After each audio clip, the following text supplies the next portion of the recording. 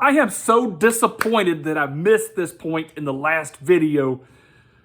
But philosophy is complex, and when you're explaining things, to follow the pattern, sometimes you just get lost in thought, and that's what I did in the last video. But Derrida, Jacques Derrida, or some people say Jacques Derrida, which is correct, I don't know. But Derrida stated what deconstruction was, and he would explain what he meant by deconstruction of words, tearing apart words as they are associated with other words, but they don't really have meaning except in association. And a brilliant trick that he used was this. When he was done describing what deconstruction is, and then people would state, well, here is what you mean, correct? This is what deconstruction is. They would explain, he goes like, well, that's not quite what I mean.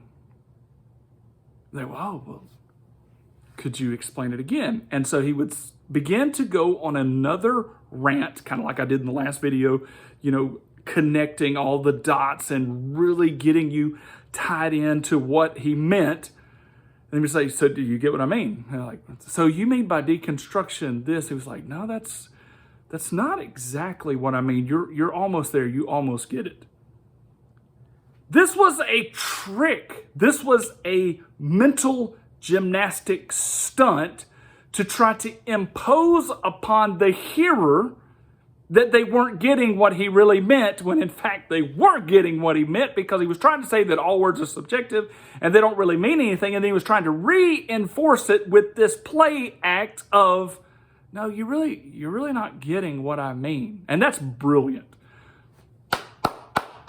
Bravo, Derrida, by trying to craft what you're saying and get people going by reinforcing it with that little trick. That was monumental, but it doesn't work. And see, the Bible tells us very clearly that no sin goes unexposed. And so Derrida's ploy there of continually being like, well, you're kind of misusing my idea. You're not really explaining my idea correctly, was an attempt to undermine actual meaning and thought by presenting more trickery.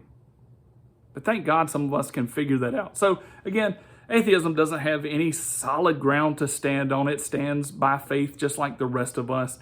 And if you really pay attention, if you logically look at things and logically broaden the spectrum, you have to get away from atheism, because things are way too complicated for it to have happened accidentally.